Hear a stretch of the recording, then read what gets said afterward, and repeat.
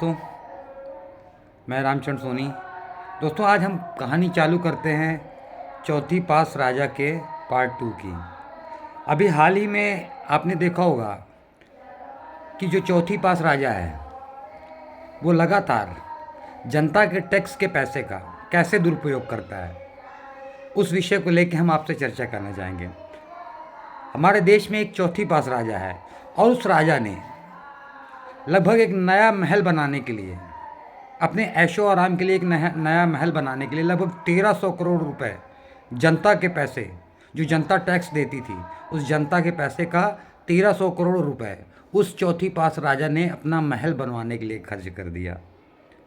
ये पहला पॉइंट है। दूसरा पॉइंट मैं बताना चाहता हूँ कि वो चौथी पास राजा अपने ऐशो आराम से भरपूर एक जहाज़ खरीदता है, उड़न खटोला जिसे कहते हैं। उस उड़न खटोलों में उड़ने के लिए उस राजा ने लगभग 84,000 करोड़ रुपए का एक जहाज़ खरीदा, 8,400 करोड़ रुपए का जहाज़ खरीदा उसमें उड़ने के लिए, उड़न खटोला में। ये चौथी पास राजा के दूसरे कृत्य हैं, नंबर 2 के। अगला मैं बताऊं कि वो चौथी पास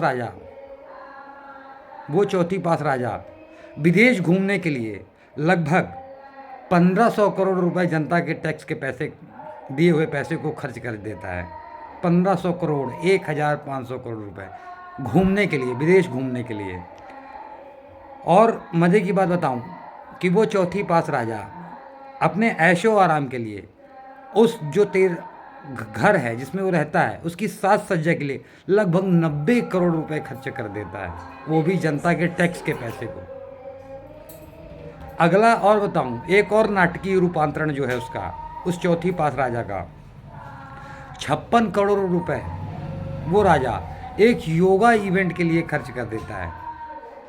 56 करोड़ रुपए, ये कितनी बड़ी राशि है आप समझते ही होंगे कि 56 करोड़ रुपए योगा के इवेंट के लिए खर्चा कर देता है वो चौथी पास राजा।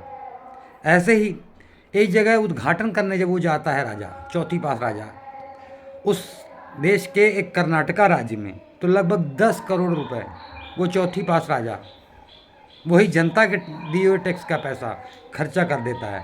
अब आप समझ सकते हैं कि ये चौथी पास राजा जो हमारे देश में और जो हमारे देश की जनता है वो एक एक पाई देती है, उसके पैसे का कैसे दुरुपयोग करता है, कितना ऐशो आराम करता है। और समझ ही सकते हैं कि नया महल बनाने के लिए चौथी पास राजा 1300 करोड़ खर्चा करता है, अपने लिए जहाज़ में उड़ने के लिए लगभग 84,000 करोड़ रुपए खर्च करता है, विदेशी दौरों के लिए 1500 करोड़ खर्च करता है, अपने निवास के साज सज्जा के लिए लगभग 90 करोड़ रुपए खर्च कर देता है ना।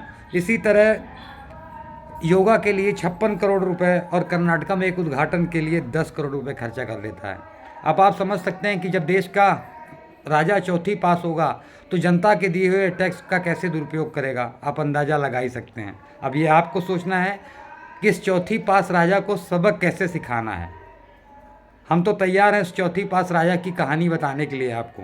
ये पार्ट 2 है, आगे भी आपको बताएंगे कि किस तरह से वो देश की संपत्तियों का, जनता के द्वारा दिए हुए टैक्स के पैसे का दुरुपयोग करता है। हम तो केवल व्यवस्था परिवर्तन की बात कर रहे हैं, व्यवस्था परिवर्तन की लड़ाई लड़ रहे हैं इस चौथी पास राजा से देश की जनता को मुक्ति दिलाने के लिए। बाकी आप कुछ समझदार हैं, हम तो लगे हुए हैं मिशन व्यवस्था परिवर्तन में। आपका साथ चाहिए, हम अपनी आवाज़ बुलंदी के साथ उठाते रहेंगे। इंकलाब जिंदाबाद, आम आदमी पार्टी जिंदाबाद।